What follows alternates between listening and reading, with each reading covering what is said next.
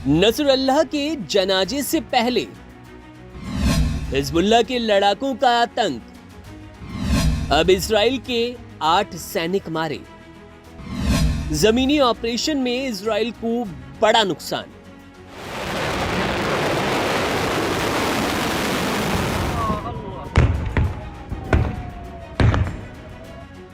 Israel Iran जंग को लेकर एक बार फिर बड़ी अपडेट आ रही है।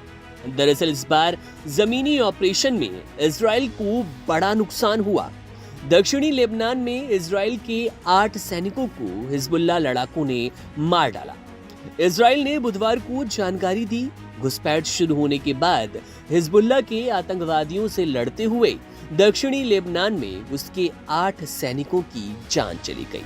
ईरान और इजराइल के बीच अब तनाव बहुत बढ़ चला है, क्योंकि इजराइल ने ईरान के बैलिस्टिक मिसाइलों का जवाब देने का वादा किया है। इजरायली सेना ने इस बारे में कोई डिटेल तो नहीं दिया, लेकिन जिस तरह से इजराइल की बौखलाहट ईरानी हमले के बाद दिखाई दे रही है, उससे इस बात की तो तस्दीक होती है कि जल्द ही इजराइल कोई बड़ा हमला करेगा। आपको बता दें कि सैनिक कैसे मारे गए, इस बारे में इजरायली सेना ने कोई डिटेल तो नहीं दिया, लेकिन उससे पहले कहा था कि हिजबुल्लाह के साथ नजदीकी लड़ाई हुई थी। दक्षिणी लेबनान पर इजराइल के जमीनी आक्रमण के दूसरे दिन झड़पें हुई। गौरतलब है कि ईरानी हमले के बाद इजराइल बेहद भड़का हुआ है। इजराइल ने मंगलवार को हुए हमले के बाद साफ किया था कि जल्द ही ईरानी हमले का जवाब देंगे। खुद पीएम नेतन्याहू ने कहा कि ईरान ने मिसाइलें छोड़कर बड़ी गलती की है। दरअसल ईरान ने मंगलवार की रात इजराइल पर 200 के करीब ताबड़तोड़ बैलिस्टिक मिसाइलों से हमला किया।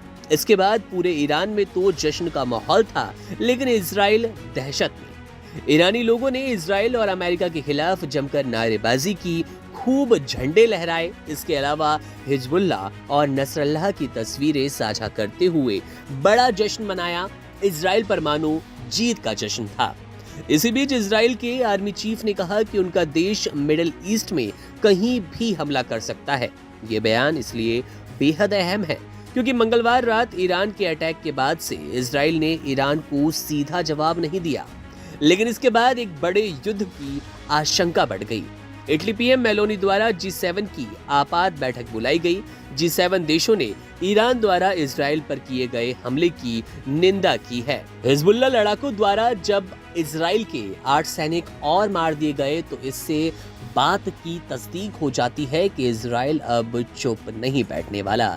मंगलवार को जिस तरह की दहशत, जिस तरह की तबाही इजराइल ने झेली है ईरानी सैनिकों द्वारा, अब इजराइल की बारी है जवाबी कार्रवाई की। ऐसा लगातार वहां के पीएम नेतन्याहू और उनके सेना कमांडर बोलते नजर आ रहे हैं।